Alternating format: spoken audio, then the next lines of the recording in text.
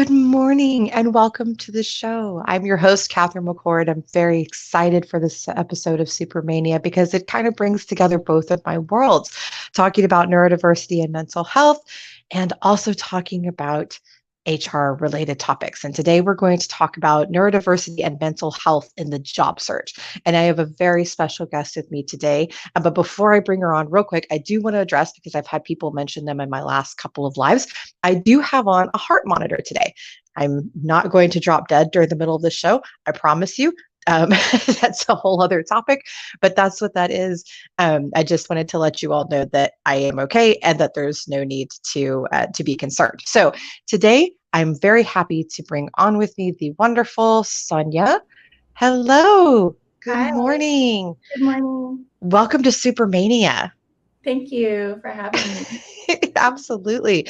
And I've got to say, I'm very excited about the fact that we've color coordinated here. Yes, we have on our blues. This was not intentional, by the way, but this happens more often than I'd like to admit on the show. Especially the So high color, so. yeah, it just must be what's in the universe right now. Wear blue. So tell us first of all a little bit more about you.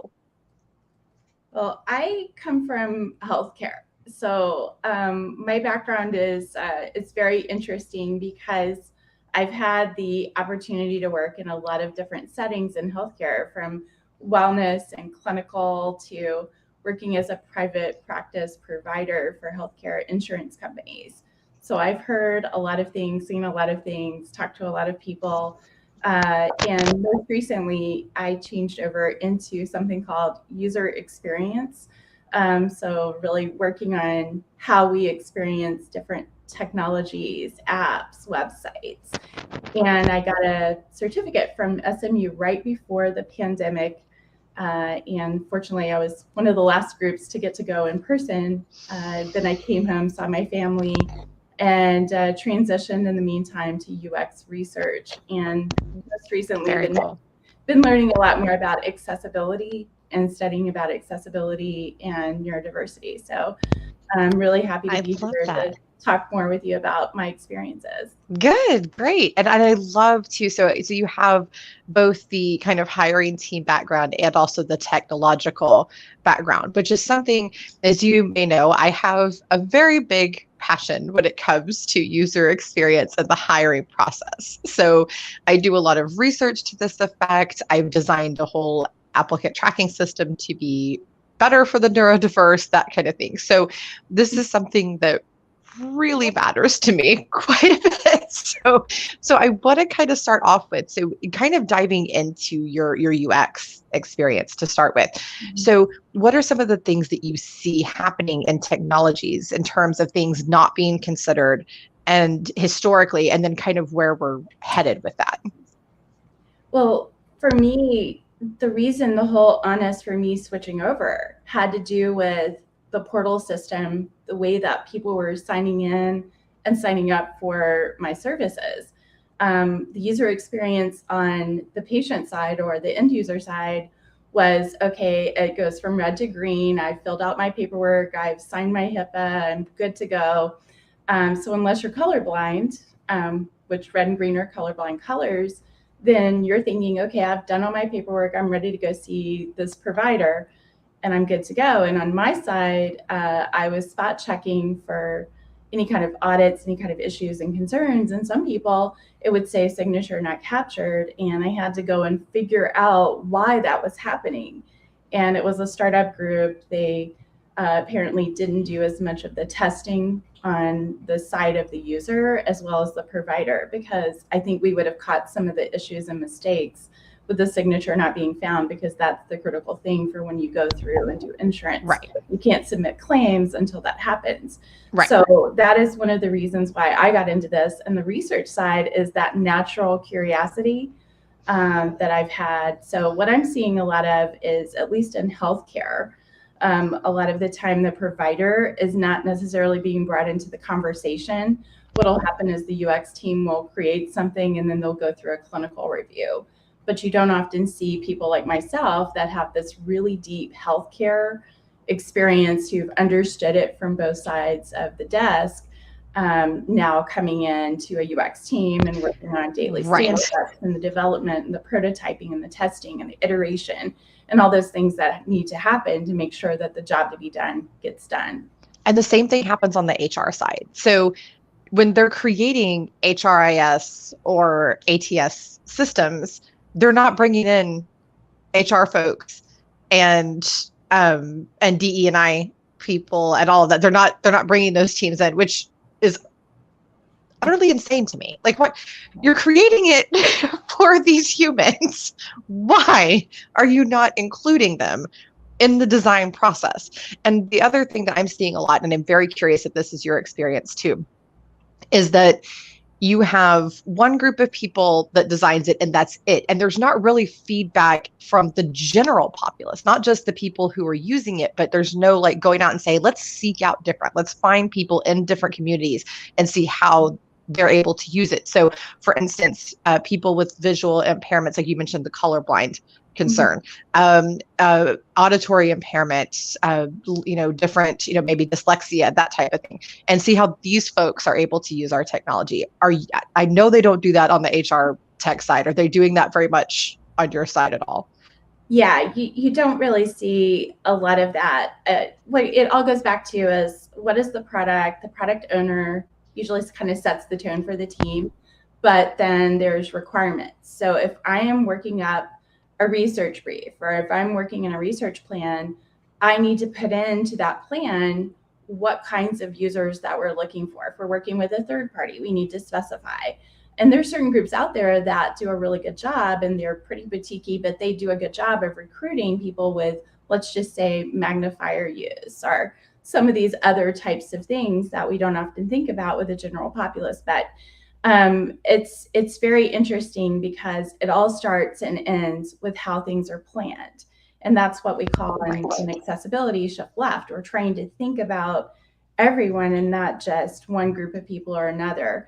And many times what I've learned, I have a whole set of OXO tools, for example, is that these tools were not necessarily designed for the public. They were designed for people who have some arthritis and other kinds of issues. Right. But because they work so well, they went out to the general populace. So that's why we want to make sure that we're hearing the voices of people that have these different kinds of challenges and needs, because if we don't hear from them, we can't bring those insights into the conversation, and we can't be as broad as yes.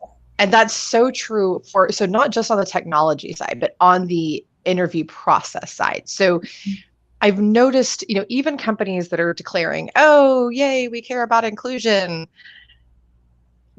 Even when somebody tells them, hey, this is not inclusive, they're like, yeah, but this is our interview process. No, that's not it.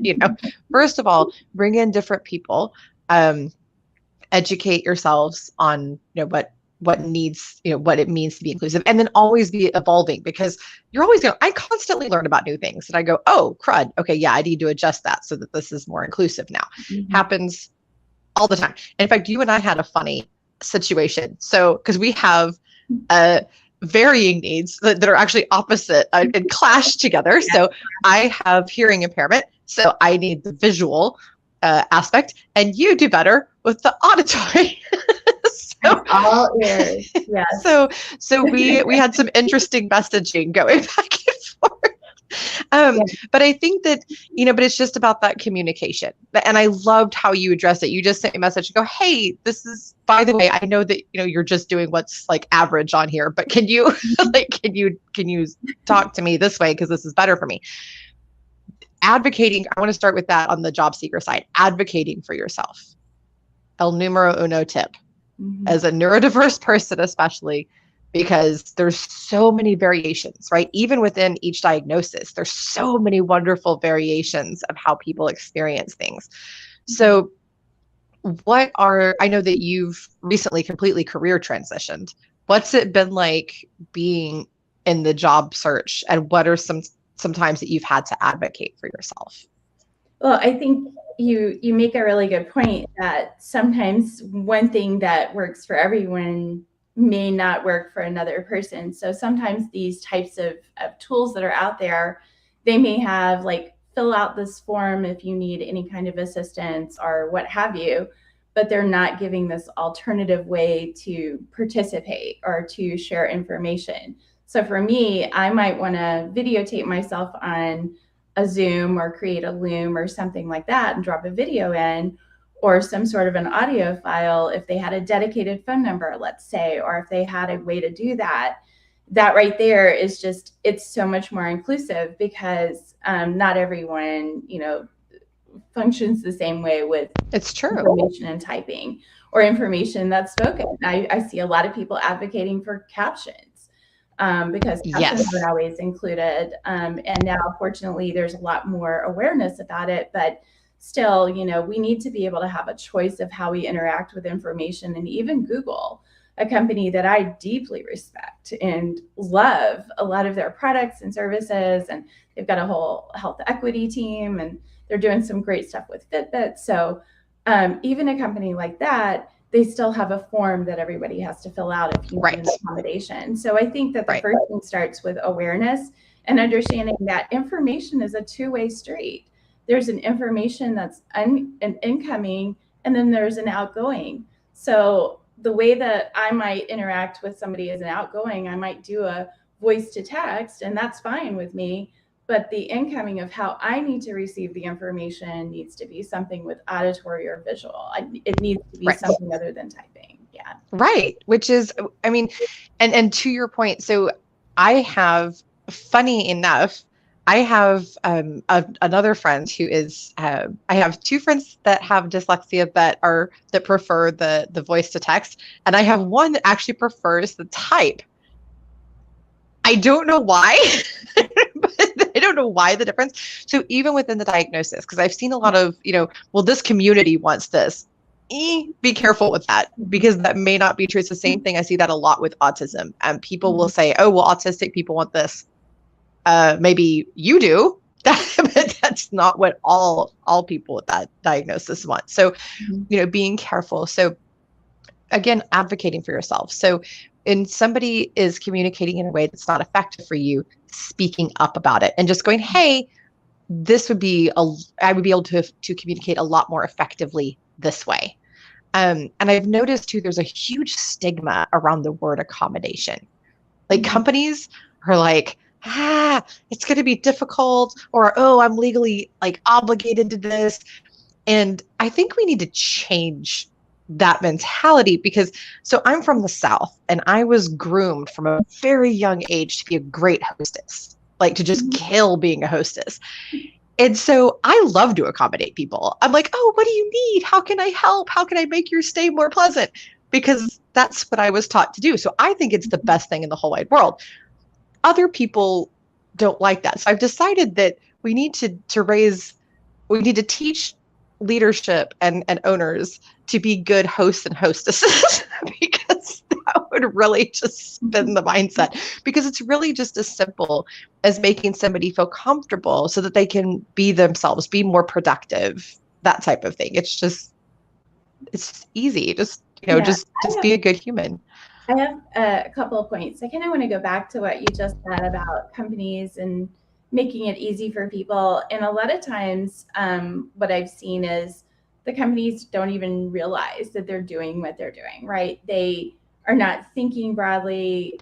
Right. Even with LinkedIn, trying to show people how to do voice messaging. So many, hey, I didn't even know this was possible. Or when we do the connection request, which, obviously networking is a big part of job searching. So the connection request, how you do that matters also.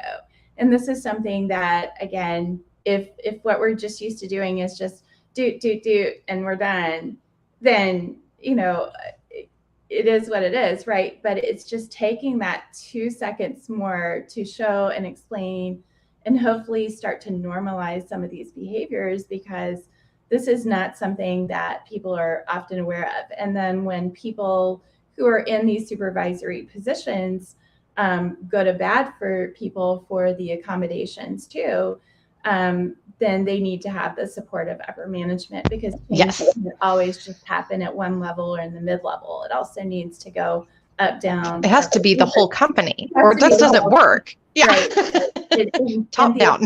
qualification word that you were talking about, my understanding from all the LinkedIn leaders that I've been following and listening to podcasts and what have you, is that as long as you're qualified for the job, you can ask for these kinds of things.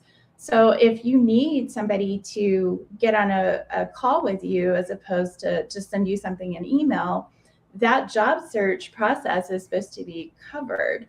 And it's supposed to be something that as long as you ask for something and it's not unreasonable, like we can't meet in the same city. Like we can't get right. Yeah, that would be silly. Like, like pay for my plane ticket to come to New York. Yeah, no. Right. But get on a call with me instead of send me an email. I mean, that's a little bit different. So I think that also the feeling like you have the freedom to kind of do some of those things, because if you do have the qualifications that it's asking for, then you should be able to ask for those different things. Yes, but I will say, realistically speaking, and I saw a post today that was so perfect leading into this show.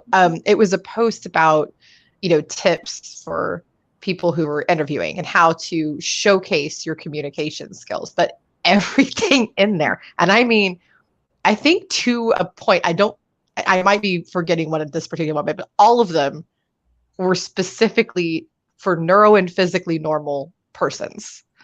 Yeah.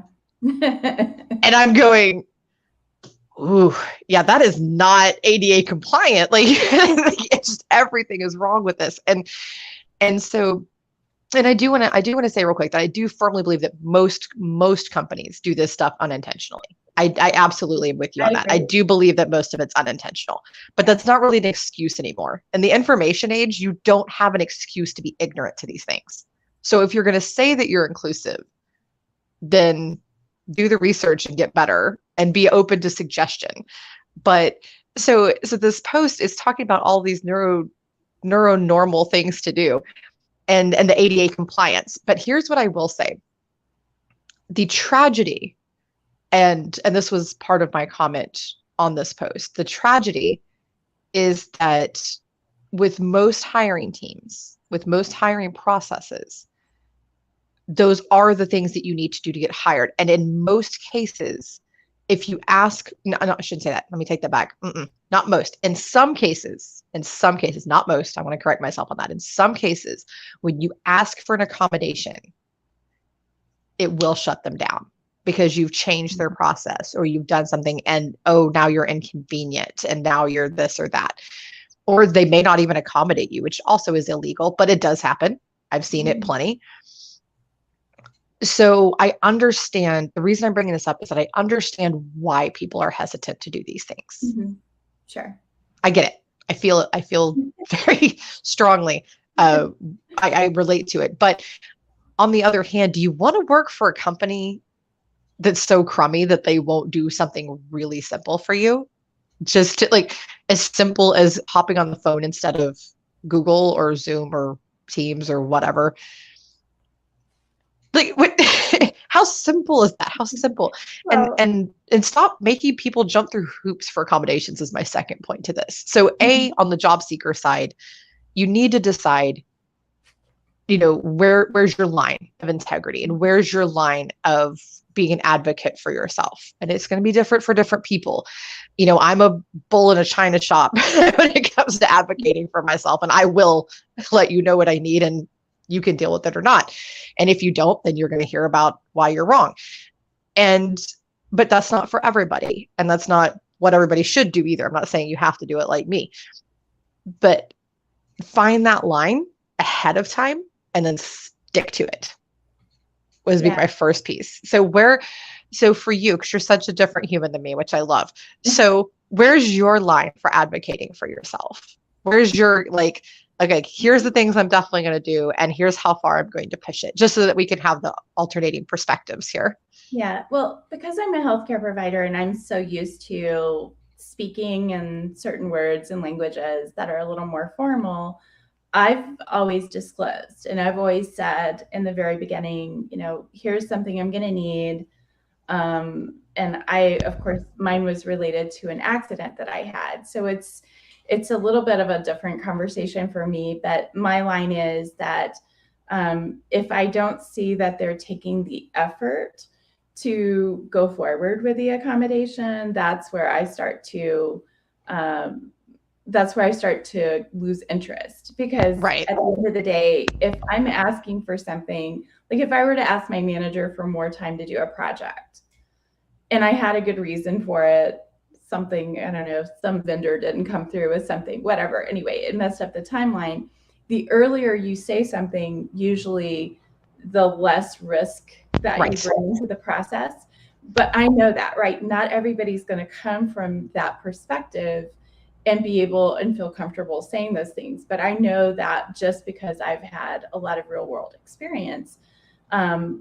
So for me, I feel comfortable with that. But if I just don't see any kind of movement going forward, that's when I start to lose hope, because if that manager won't give me more time to do a project, and that's a pretty simple ask for some types of projects that you work on. Yes. And others a little bit harder, but of course, as early as possible. But I've heard the argument both ways. Like, yeah, it is both ways. And it's just to get into to get into Soul Angel's question here. So, you know, let's start with when do you bring up the accommodation? So to me, it's based on when you need it. So it's not something that you're going to need until you start working. Don't bring it up until you sign the offer letter. Why? Why would you bring it up before that? There's just not really a reason to. If you need something during the interview process, like each of us would, then you bring it up then, right? So I think it just depends on when you need it. To me, it's always been that simple.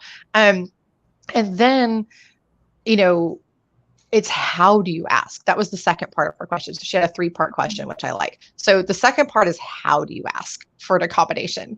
So I don't know, like there's different ways. You could be super casual and just say, hey, this is what this would help me interview more effectively. Can we do it this way?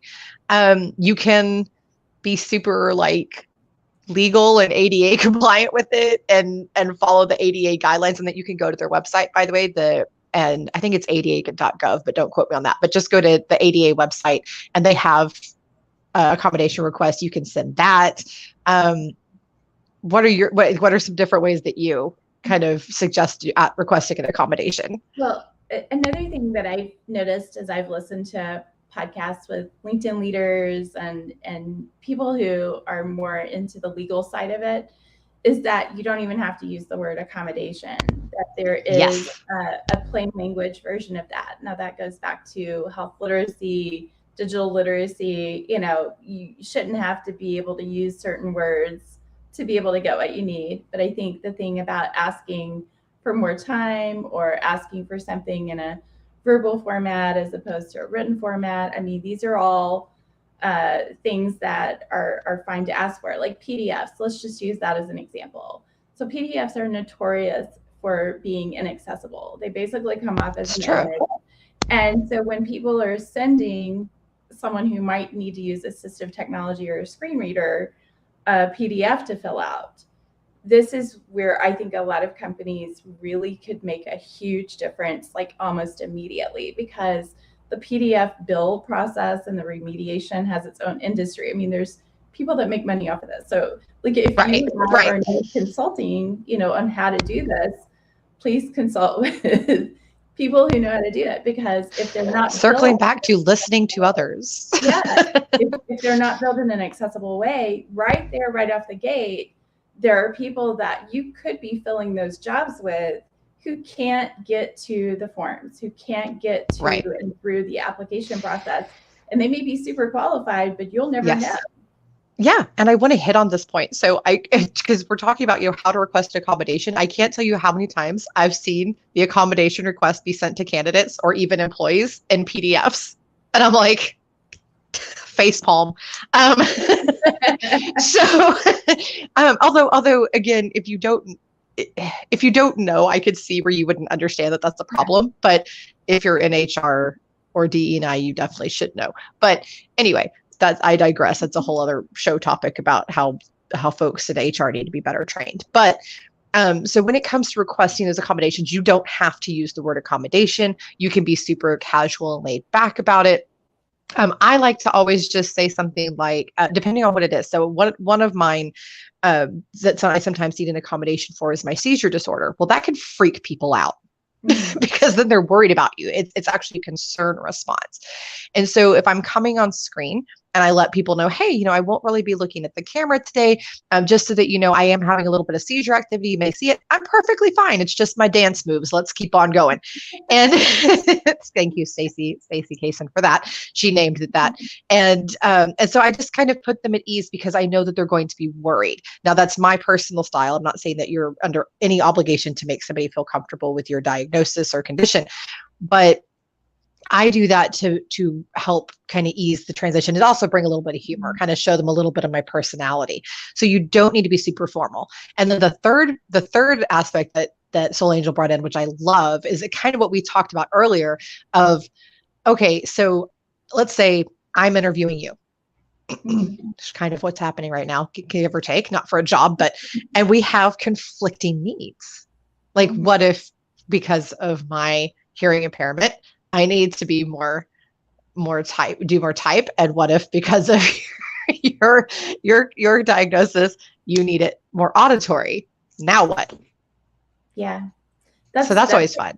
That's a great question. Well, and that's where certain assistive technology comes in to play very nicely. That's where the use of captions comes in.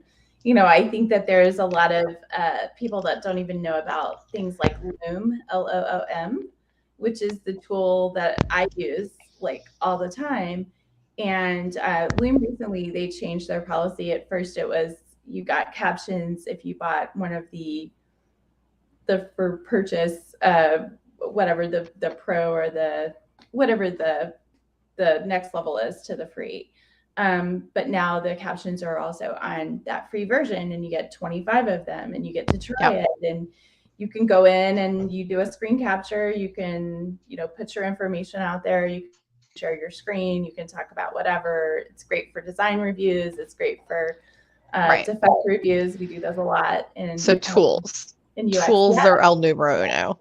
Yeah, out there, and it's great for, by the way, for following up with people after interviews too, because you never know, follow up. You never know if the person who you're interviewing with also has a visible, non-visible, and that's temporary disability. That's the thing. And I do want to say the responsibility is on the company hiring, not on the candidate, to provide the accommodation. But if you have something as the candidate that you like to use, feel free to suggest it and bring it to the table. That's an excellent way if it's something that's already comfortable for you. But let's say from the HR side, let's say that this happens to me, which it has, by the way. It has happened multiple times where somebody has a conflicting need to my own. So there's a few ways to handle it. There are tools, to Sonya's point, that can allow us to work together that will accommodate for both of us. There is also the option for me to hand off the interview to someone else who's able to complete it in a way that's conducive for the candidate. I've only had to do that once ever, where it was just that big of a split of this is going to work for this one, not for this one. And I just happened to be having a bad seizure day that day.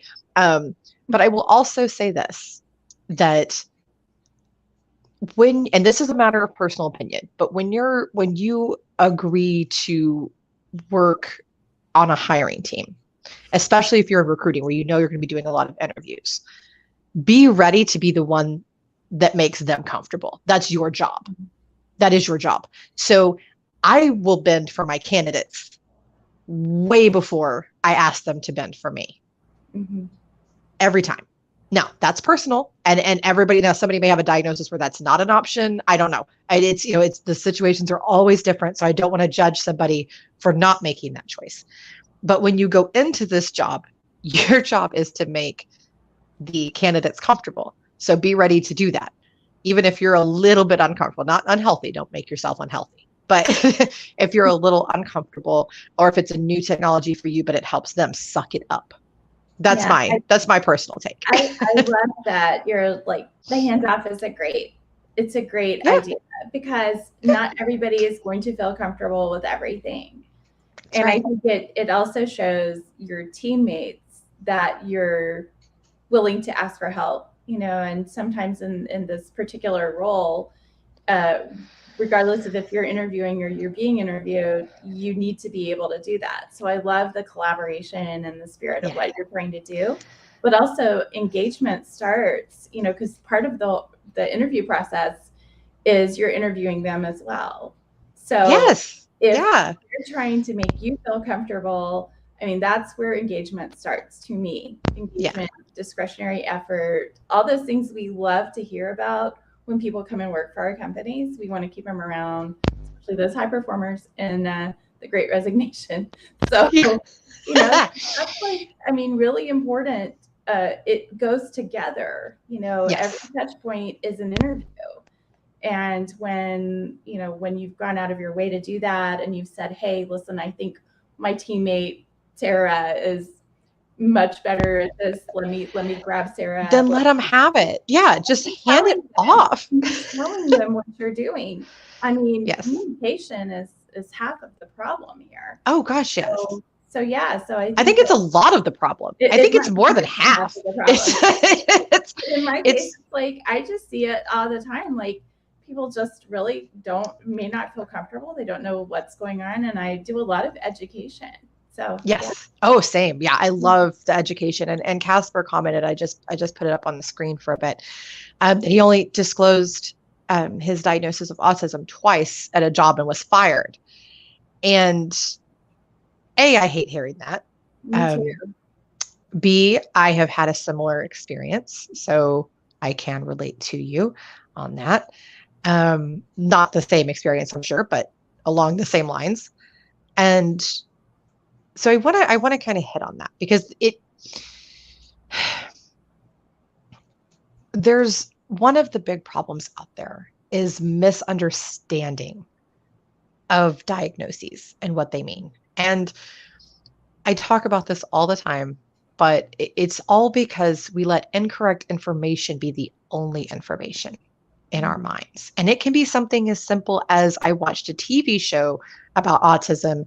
And so this is now what my brain thinks autism is. And people don't realize that actually is what happens with your brain. Your brain, that's the only information that it has.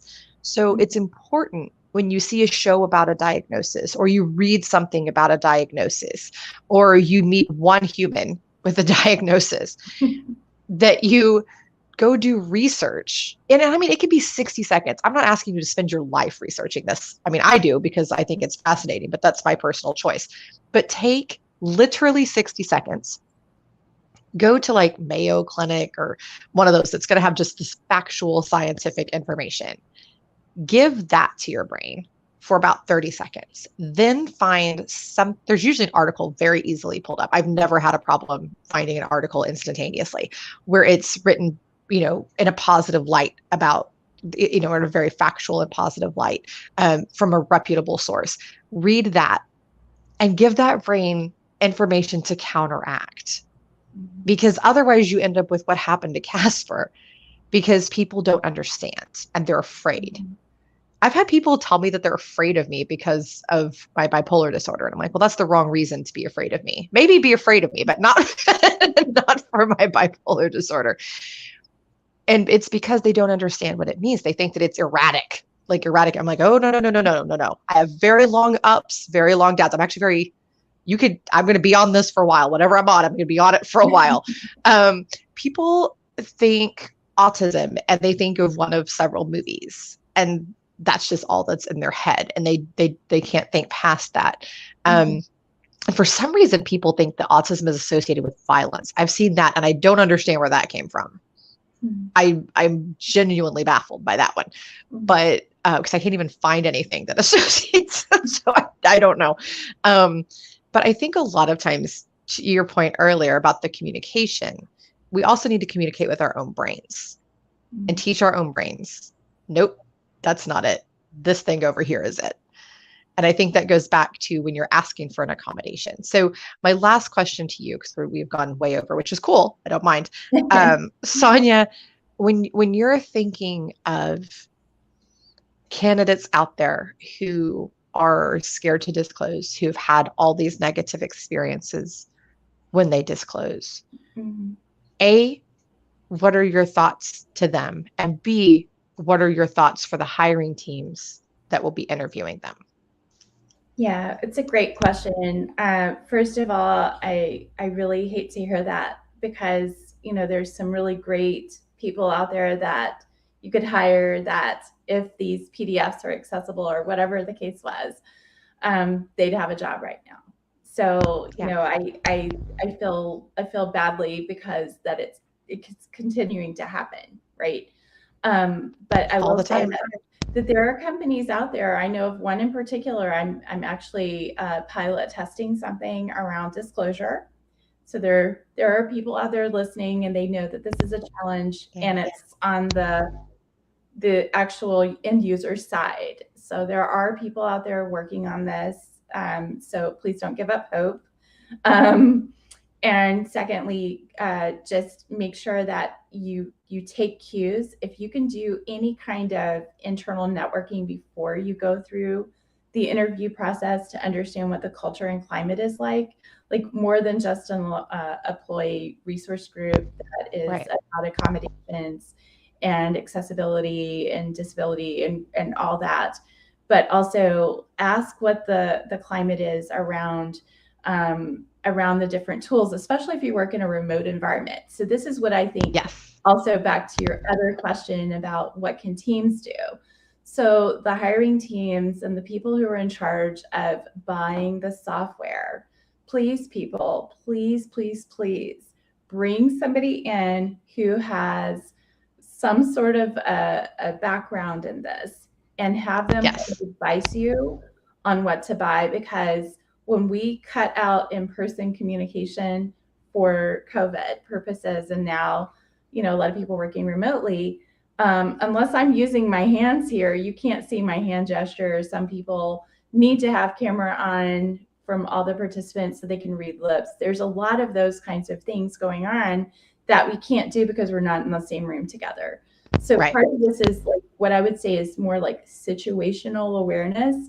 It's understanding what's going on in your environment, and that you can't replicate all the humanness of what we would do in person through an ecosystem that's all about technology. So make sure that in your requirements gathering that you bring in some sort of an expert who understands accessibility, who represents, even better, someone who has a disability, because they're going to advocate for that tool. So before you purchase something, please think about that. And then also get your legal team kind of together with you, because some of the pushback that I have experienced myself in asking for accommodation has been, well, we can't do that. That won't pass legal.